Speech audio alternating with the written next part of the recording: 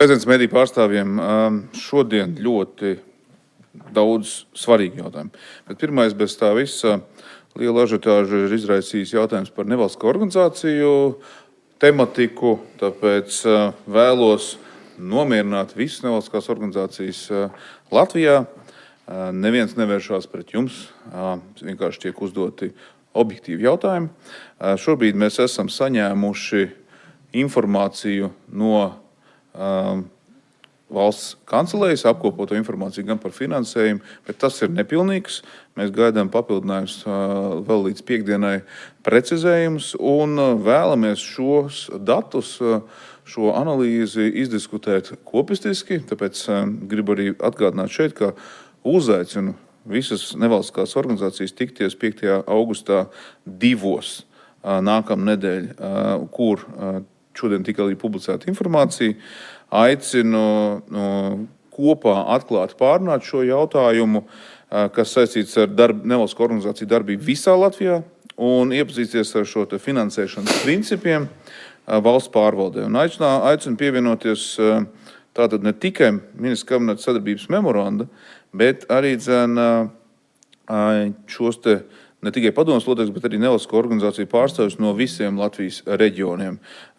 Tikšanās būs pieejama arī medijiem, un arī būs pieejams online režīms tiešsaistē, un tad rītā arī sazināšos ar reģionālajiem nevalstiskām organizācijām, lai tās uzrunātu, pieaicinātu klāt uz šo satikšanos. Un tā esam jau šo jautājumu saskaņojuši ar Latvijas Pilsonisko aliansi par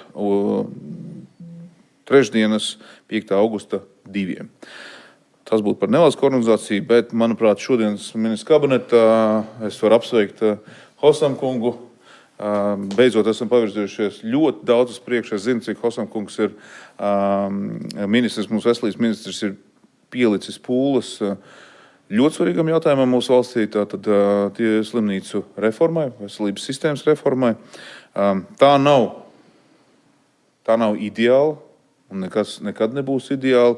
Bet to, ko mēs šodien dzirdam arī no valsts kontrolas un valsts kontrolas ziņojuma, jebkurš, kas viņu izlasa un iedziļinās, saprot, ka tā turpināt nedrīkst. Jo mēs tērējam, mēs tērējam nepietiekam daudz līdzekļus veselībai, bet tā kā mēs tērējam tos līdzekļus, kas mums ir, arī turpināt nedrīkst. Jo ko mēs redzam? Mēs redzam, ka mēs esam uzbūvējuši milzīgu, sistēmu, mājas. Mēs šobrīd vairāk finansējam mājas un infrastruktūru nekā izārstēts pacients. Un uz to norāda valsts kontrole, ka šis medpersonāls ir tik nepietiekams, ka praktiski šīs slimnīcas viena no otras kanibalizē šos speciālistus. Bet vienlaicīgi rāda savos atskaitēs, publiskā informācijā, kad visur ir pieejams šis pakalpojums pilnā klāstā.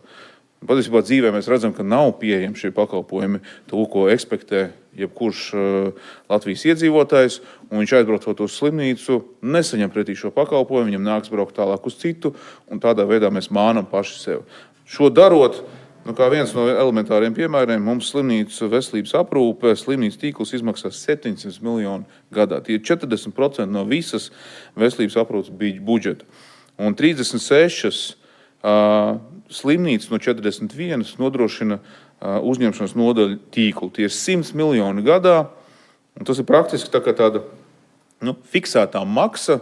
Slimnīca saņem fiksētu maksu bez izvērtējuma, vai viņas tiešām sniedz uzņemšanas nodaļas pilnvērtīgu pakalpojumu, vai tur ir aizmugurē dakteri un personāls, kas to var izveikt, vai šie pakalpojumi, kas tur ir uzrādīti, ir vispār pieejami pacientam. Tad mums rodās tāda dubultā grāmatvedība. Viens, kas mums ir publiskā telpā, otrs, kas ir ātrā palīdzība vedot pacientu uz slimnīcu, ir cita karte, kur viņi paši priekš sevis ir pateikuši, nē, šī slimnīca nemaz nevar šos pakalpojumus sniegt, mēs jau vedam jūs citur.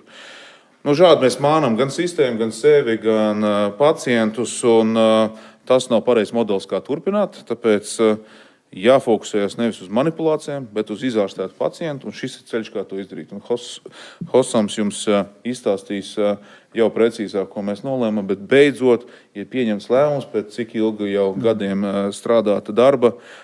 Vienošanās ir panākta, ir arī kompromiss šodien, arī jāveic ir noteikts darbības, lai visas koalīcijas partneri būtu apmierināti. Šeit bija mums strīdīgāks jautājums individuāli runājot par Tukumā slimnīcu. Pēc 2 nedēļām nāks ar ziņojumu. Mēs precizēsim, arī punkti ir ielikti, lai reģionālās slimnīcas nejustos apdalītas un būtu izpratne par to, ka finansējums nepazūd, bet tas paliek, saglabājās. Bet mums ir pats svarīgākais, ka pacients ir gala rezultātā saņem ārstniecības pakalpojumus. Nevis, ka mums ir skaista māja ar izkārtni, ka tur, lūk, ir visi šie pakalpojumi, bet patiesībā nav nec medpersonāla, nec spējas to sniegt. Tā kā liels panākums šodien un apsveicu ar šo lēmumu par labu padarīto darbu HOSam. Tad tas ir viens, tad mums ir ātrs un elementārs punkts, kas sen nebija izdarīts, ir pārtiks rezerves. Mēs zinām, ka mums ir degvielas rezerves.